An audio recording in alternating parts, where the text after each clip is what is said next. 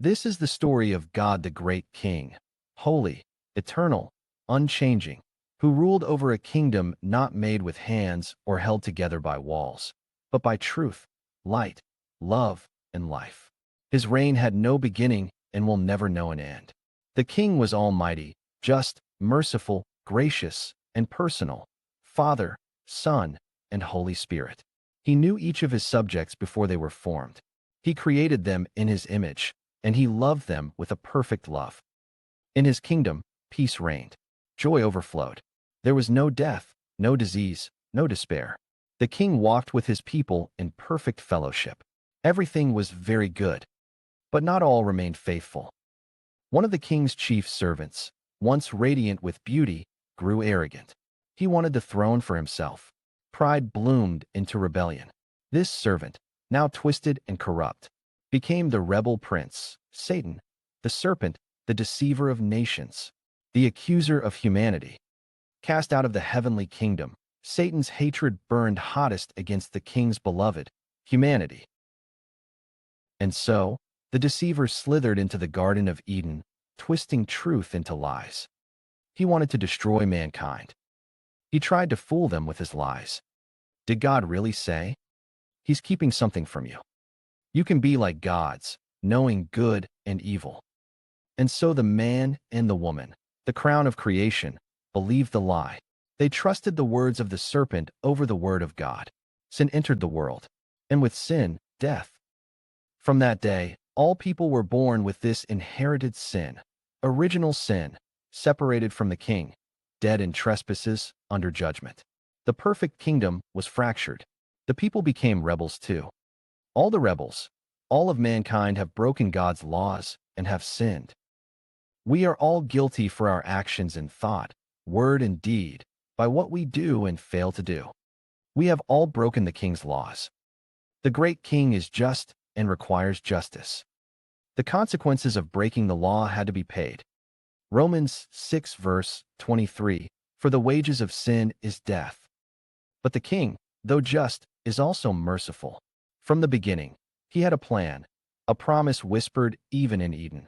The seed of the woman would crush the serpent's head, Genesis 3 verse 15. God's love for his son.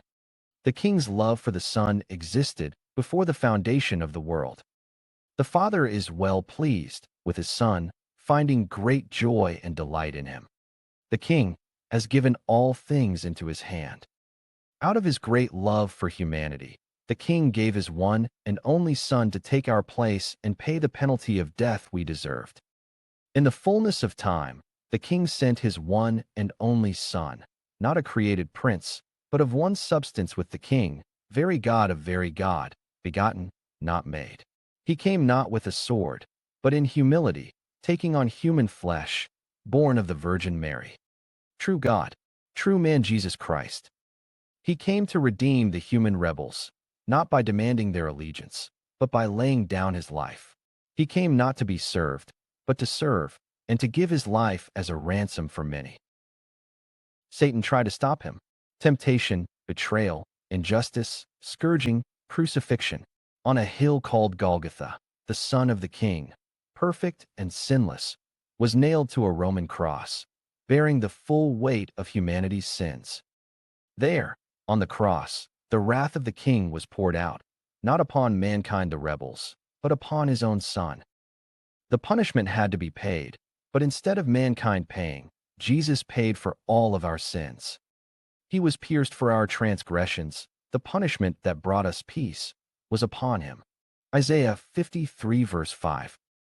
It was finished. The King's Son Jesus Christ atoned for the sins of the world. And then he died.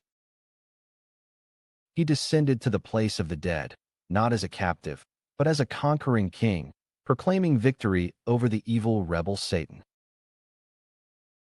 And on the third day, Jesus rose, bodily, gloriously.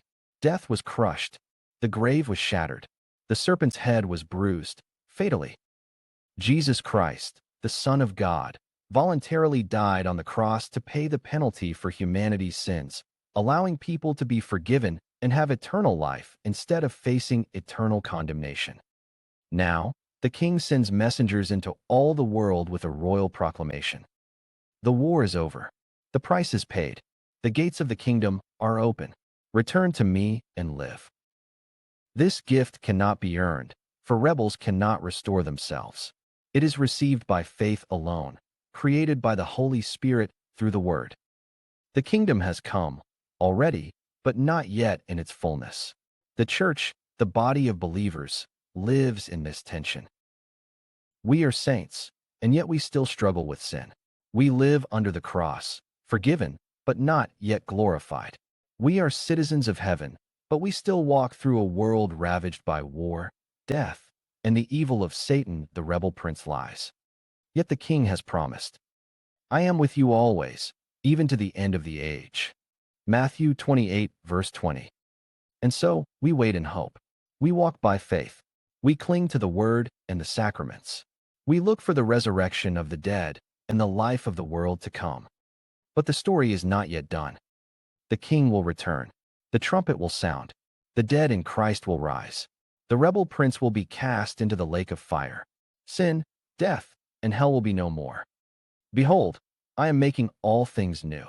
Revelation 21, verse 5. And the redeemed will dwell in the eternal kingdom, clothed in white robes, singing, Worthy is the Lamb who was slain. No more tears, no more pain, only joy, peace, and perfect communion with the God, the great King. He who has ears to hear. This is the story of salvation. It is the true tale behind every true tale. The great King is your creator. The rebel prince is your enemy. The Son is your Savior. Repent, believe, be baptized, live in the grace of God. Come to the table, hold fast to the word, and wait with hope. The kingdom is yours, not by birthright, not by merit, but by the blood of the Lamb. To all who received him, who believed in his name, he gave the right to become children of God. John 1, verse 12. Amen. Come, Lord Jesus.